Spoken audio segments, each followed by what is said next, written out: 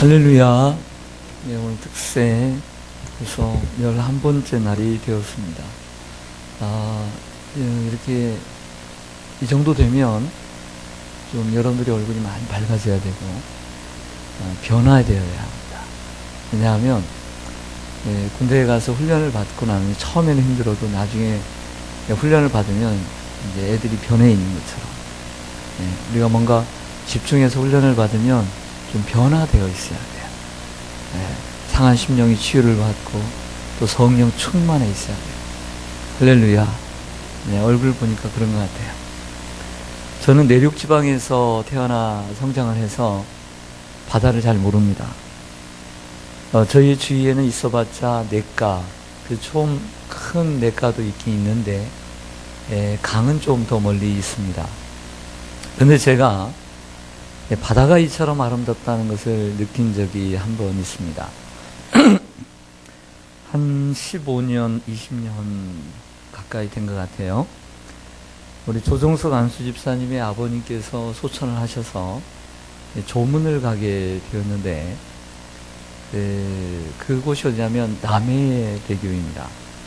남해대교 한쪽은 이제 하동이고 건너면 남해인데, 바로 그 남해대교 하동 쪽에 남해대교 바로 그 대교 아래 마을이 있는데 노량이라고 하는 마을입니다. 거기가 조정석 안수 집사님의 고향입니다.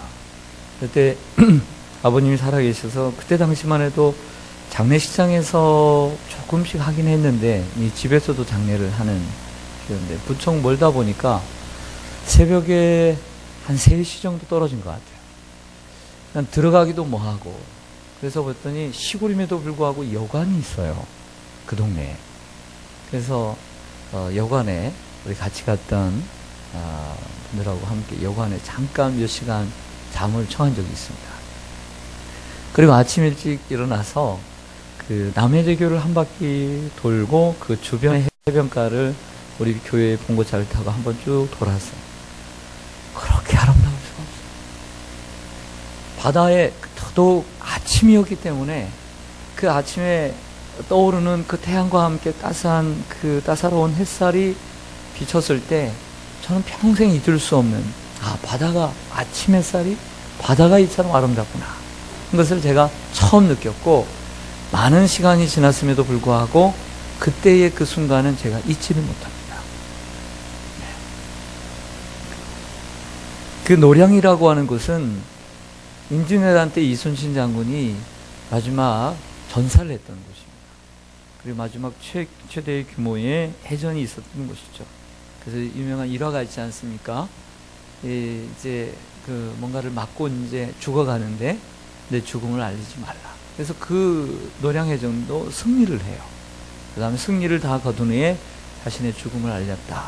이런 유명한 일화가 있는데 조정석 안수 집사님의 그 동생뿐인 막내 동생이 그 노량교회의 장로님으로 지금도 심호하고 계십니다.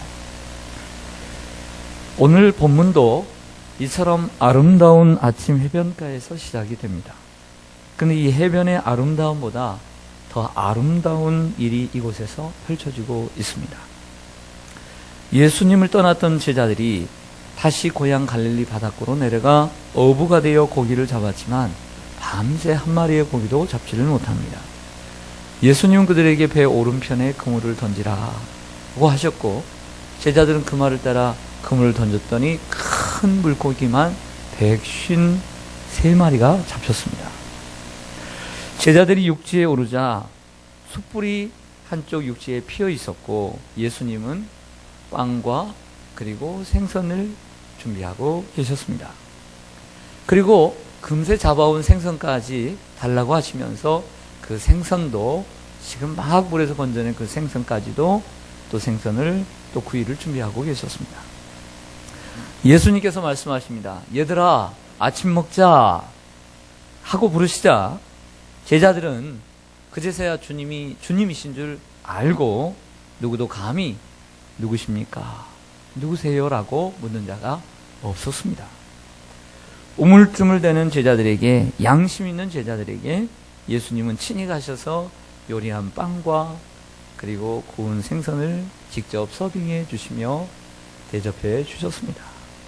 친절한 예수님, 사랑이 많으신 예수님, 자신 십자가에 못 박혀 죽어갈 때 자기의 주위에 아무것도 없고 다 도망가 버린 그 제자들을 향해 오늘 세 번째 나타나신 이 사건, 얼마나 친절합니까? 사랑이 많습니까? 그리고 오늘 아침에 그 밤새 추워 그 바닷가에서 바다에서 추위를 무릅쓰고 고기를 잡았던 이들, 한 마리 잡지 못한 채 힘들어하던 이들에게 아침을 친히 준비하시고 그들을 부르시며 따뜻한 빵과 그리고 향기 나는 생선을 구워주시는, 그리고 직접 서빙해 주시는 이 예수님의 모습이 너무 섬세하고 친절하지 않습니까? 따뜻하지 않습니까? 할렐루야. 아름다운 아침 햇살, 해변의 아름다움도 있지만 그 아침의 해변의 아름다움보다 이 예수님의 섬김이, 예수님의 사랑이 더더욱 그들의 가슴 속에 평생 남아있지 않겠습니까? 제가 남해대교의 바다를 20년 가까이 제가 기억하고 있는 것처럼 예수님의 제자들은 더더욱 그날을 기억하고 살지 않았겠습니까? 여러분들에게도 이런 아침이 되기를 원합니다. 여러분, 오늘 이 아침이 그런 아침이 되기를 원합니다. 아침 햇살이 다소롭게 비치는 갈릴리 해변가에서 식사를 마치고 나자 부활하신 예수님은 베드로 한 사람에게 1대1 대면을 하십니다. 요한의 아들 시몬아, 내가 다른 사람들보다 나를 더 사랑하느냐? 라고 물으시자 주님, 그러하나이다. 내가 주님을 사랑하는 줄 주께서 아십니다. 내 어린 양을 먹이라. 내 양을 치라. 내 양을 먹이라. 똑같은 질문, 똑같은 대답, 똑같은 대화가 연거푸 3번이 반복되는 본문입니다. 너무나 잘 아시는 본문이죠. 왜 예수님은 3번씩이나 이 어색한 질문을 하셨을까요? 애들이 어리면, 손자들이나 어린 애들이면 사랑해, 사랑한다 그러면 뭐라고 그래요? 엄마 나 사랑해, 아빠 나 사랑해. 애들이 머리가 커집니다. 머리가 커지고 중고등학생이 되고 사랑한다 그러면 뭐라고 그래요? 사랑한다고 합니까? 요즘 여러분들이 자녀들 시집가고 장가 갔는데 아들아 사랑한다, 딸아 사랑한다 그러면 뭐라고 대답해요? 잘 해보시지도 않았죠? 오늘 해보시길 바랍니다. 엄마 웬일이야? 뭔 일 있어? 이렇게 할 수 있어요. 그래서 저는 감사해요. 아직까지도 사랑한다라고 대답을 하니까. 근데 이제 모르겠습니다. 어른들한테 한다는 게 좀 그렇잖아요. 제가 장로님 사랑합니다 그러면 좀 그렇잖아요. 장로님들께서 저에게 사랑합니다 그러면 네. 다 큰 사람들한테. 또 오늘 지금 분위기가 어떤 분위기입니까? 예수님 부활하시고 며칠 지나지 않았을 때 다 도망간 상태에서, 타버리고 도망간 상태에서 이렇게 부르니까 이 어색한 질문 맞아요, 안 맞아요? 어색한 질문이잖아요. 이게 어색한 질문이에요. 그리고 왜 이렇게 집요하게 3번씩이나 물으시냐는 거죠. 지나치는 질문이 아니라 일부러 하는 질문이라는 거죠. 계획된 질문이다. 간단합니다. 그러나 중요합니다. 첫째는 베드로를 영적으로 치유해 주시기 위해서 질문하신 것입니다. 영적으로 치유해 주시기 위해서. 며칠 전 최후의 식사를 하신 밤 베드로는 호언장담했습니다. 모두 다 버릴지라도 나는 주를 버리지 않겠습니다. 이 말은 내가 주님을 사랑합니다 이런 뜻이죠. 내가 주님을 더 사랑합니다. 그러나 그 밤에 예수님께서 재판장의 그 대제사장의 마당에 있을 때 여종들에게 3번씩이나 모른다고 부인하고 맹세를 하고 도망쳐 버렸습니다. 주님을 위해 목숨을 바쳐야 하는 시간에 위기를 만나자 그의 믿음은 모래성처럼 무너지고 말았던 것이죠. 그 베드로가 어떤 삶을 살았을까요? 며칠 동안 아마도 여러 날을 통곡하며 뜬 눈으로 밤을 지새웠을 것입니다. 내가 왜 그때 그랬지? 내가 그때 정말 목숨을 내걸고 주님을 좀 인정했다면 얼마나 좋았을까? 그때 며칠 시간이 다시 되돌려진다면 나는 그때는 이럴 텐데. 그리고 제자들이 다 그 소문을 다 알고 있었을 것입니다. 제자들도 다 도망친 신세기에 말은 안 하지만 베드로에게 속으로 그랬습니다. 아유, 니까지 그렇게 믿음이 좋다고 하더니 결국에는 네 믿음이 그런 믿음이었구나. 속으로는 이렇게 비난하고 있을지 모릅니다. 부끄러워서 고개를 들지 못하는 베드로의 삶을 생각해 보십시오. 그는 배신자였고 실패자였습니다. 그는 지금 영육이 지칠 대로 지친 병자였습니다. 환자였습니다. 영적으로 병든 사람이었습니다. 믿음도 병들어 있습니다. 마음도 병들어 있습니다. 이제는 과거에 그 자주 나서던 자신감마저 사라져버렸습니다. 얼마나 자신감이 넘쳤습니까? 충만했습니다. 자신의 정체성마저도 구멍나버렸습니다. 자신이 예수님의 제자인지 사도인지도 모릅니다. 이제. 그래서 이제 고기를 낚는 어부가 되었습니다. 남에 있는 것이라고는 몸밖에 없습니다. 베드로는 분명 치료가 필요한 환자였습니다. 부활의 주님은 일어나시고 베드로를 치유하시기 위해서 오신 줄로 믿습니다. 병든 믿음의 사람을 위해, 마음이 병든 사람을 위해, 자신감을 잃어버린 사람을 위해, 의욕을 잃어버린 사람을 위해, 열정도 식어버린 사람을 위해, 자신의 정체성마저도 포기하고 살아가고 있는 사람들에게 주님은, 부활의 주님은 오늘도 찾아와 주십니다. 그 부활의 주님이 오늘도 우리에게 찾아와 주셔야 하지 않겠습니까? 지난 시간 동안 여러 가지 사고와 사건 속에서, 여러 가지 사람 속에서, 교회 생활 속에서, 또 세상 속에서 믿음 잃어버리고, 자기의 정체성을 잃어버리고, 사명도 잃어버리고, 열심도, 열정도 다 잃어버리고 살아가는, 영적으로 볼 때 완전한 환자들이 있지 않겠습니까? 부활의 주님은 그럼에도 불구하고 그런 환자들에게, 우리에게 오늘도 찾아오십니다. 어두운 밤이 지나고 아침에 이 아름다운 여명이 빛나는 이 아침에 주님이 여러분들 가운데 찾아와 주시기를 바라고, 이 부활의 주님 특별 새벽 부흥회를 통해 여러분들이 치유되기를 주님의 이름으로 간절히 축원합니다. 두 번째로, 베드로를 회복시켜 주시기 위해서 3번 물으셨다고 생각합니다. 베드로는 사람을 낚는 어부, 제가 첫 시간에 설교한 것처럼 마태복음 4장 18절 22절을 본문의 말씀을 가지고 버려두고 왜 그 주님을 나를 따르라 했을 때에 주님을 따랐을까? 라는 설교를 제가 첫날 했어요. 기억나실지 모르겠습니다. 버려두고. 왜? 이전에 내가 가지고 있던 가치보다 예수님을 만남으로 그 예수님의 가치가 더 컸기 때문에 곧 즉시 버려두고 주님을 쫓았다. 첫째 날 생각나십니까? 생각나시기 위해서 2개의 보물이 여기 있습니다. 비슷해요. 고르기 쉬워요, 어려워요? 어려워요. 근데 현격한 차이가 있어요. 그럼 고르기 쉬워요, 어려워요? 자, 이제 생각나세요? 네, 생각나시죠? 제가 그 설교를 첫날 했어요. 왜 예수님의 제자? 그럼 예수님 부르시면서 내가 사람을 낚는 어부가 되게 하리라. 참 멋지잖아요. 근데 멋있는 말이라고 해서 따른 게 아니라 그 가치가 컸기 때문에 주님을 따른 거 아니겠어요? 그럼 베드로의 사명이 무엇입니까? 사람을 낚는 어부가 되는 거죠. 전도자가 되는 것입니다.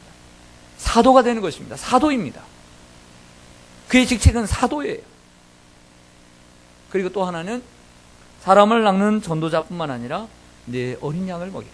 내 양을 치라. 내 양을 먹이라. 목양하는 일이 그의 사명이었던 것이죠. 그런데 그 사명을 잃어버리고 지금 도망가 버린 거죠. 여러분, 치유와 회복은 비슷하지만 조금은 다른 것 같아요. 한번 생각해 보세요. 치유와 회복은 비슷한 것 같지만 조금은 다른 것 같다. 여러분들이 축구를 하다가 뭘 하다가 다쳤습니다. 크게 다쳤어요. 그래서 병원을 갔더니 거기 상처가 나서 치유를 했습니다. 계속 치료를 하고 물리치료를 했습니다. 병원에서 얘기합니다. 이제 병원 나올 필요 없습니다. 치유되었습니다. 치료되었습니다. 이렇게 말합니다. 그래서 이제 운동장에 나가서 이제 축구화를 신고 이제 게임을 합니다. 게임을 해서 공을 몇 번을 찼는데 또 한 게임을 쳤는데 옛날 같지는 않아요. 아직까지는 공을 찰 때가 아닌 것 같아요. 자, 이겁니다. 보세요. 병원에서는 이제 치유는 다 됐습니다. 집에 가서 좀 쉬면서 좀 연습을 좀 해야 하고 더 좀 자기를 좀 그 아픈 곳을 좀 연단해야 됩니다. 뭐 훈련해야 됩니다. 이렇게 얘기를 합니다. 병원에서 치유가 됐다고 얘기해요. 근데 실상 필드에 나가서 공을 차려고 하니까 아직은 옛날 같지 않은 거죠. 이게 회복이라는 거예요. 강정호 선수가 다쳤습니다. 병원에서 치유가 됐다. 그렇지만 실제적으로 야구를 하기 위해서는 몸을 만들어야 돼요.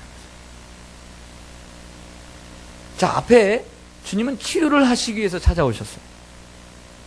그러나 과거에 예수님을 3번이나 부인했던 그 병이 있어요. 아픔이 있어요. 트라우마가 있어요. 그 상처를 씻어주는 건 필요해요. 이게 치유예요. 치유. 근데 거기서 끝나서는 안 된다는 거죠. 과거에 주님을 따랐던 그 열정, 자기의 정체성, 사도라고 하는 이 정체성을 회복해야만 한다. 우리가 교회 생활하면서 목사에게 시험 들기도 하고 장로님들에게 시험 들기도 하고 성도님들에게 시험 들기도 한다고 하십시다. 아니면 세상의 일로 마음이 상해가지고 또 세상에 사업이 안 돼서 주님에 대한 그 열정을 잃어버리고 병이 들었어요. 병이 들면 어떤 문제가 생겼느냐? 예배를 등한시해요. 기도를 등한시해요. 맡겨진 사명을 등한시해요. 책임을 등한시해요. 이랬습니다. 그러다가 하나님은 해주셔서 사업이 다시 회복되어지고 또 그 사람과 상처가 회복되어졌다고 가정하십시다. 치유가 된 것이죠? 맞습니까? 그렇다고 해서 제가 임상실험을 보니까 그렇다고 해서 예배를 갑작스레 옛날처럼 드리고 기도의 생활이 회복되어지고 봉사의 생활이 회복되어지고 사명의 자리로 나오지 않더라는 거예요. 자, 이해가 갑니까? 가세요? 예. 그렇다고 집에 가지 마시고. 자, 비슷하긴 하지만 다르다는 거죠.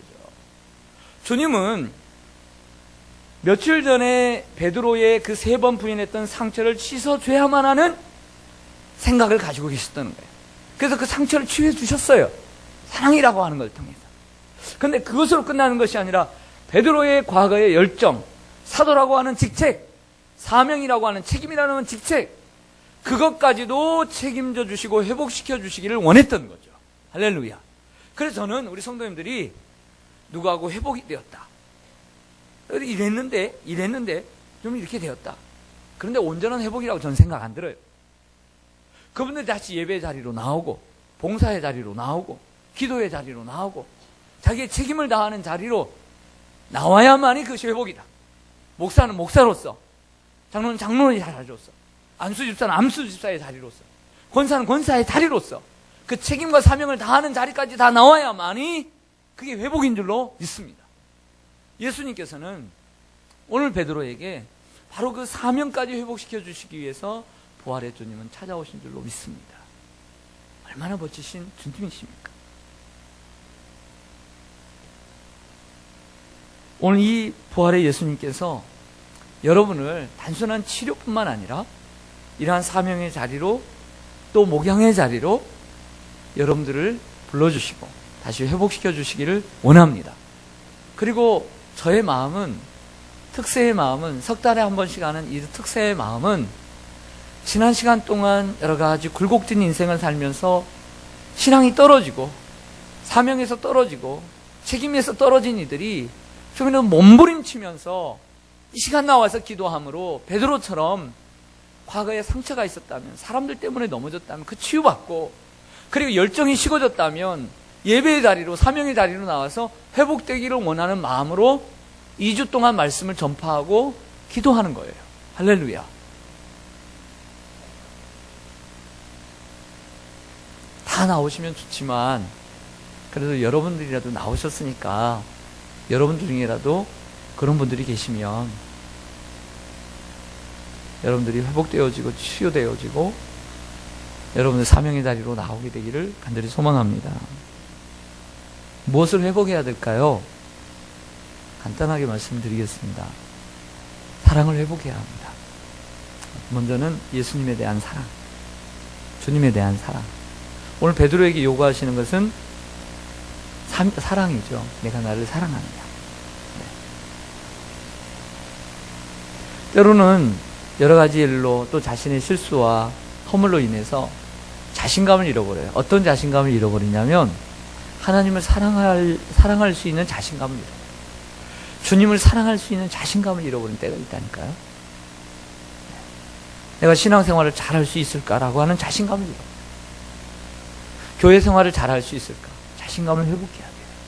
내가 주님을 사랑하는 그 마음.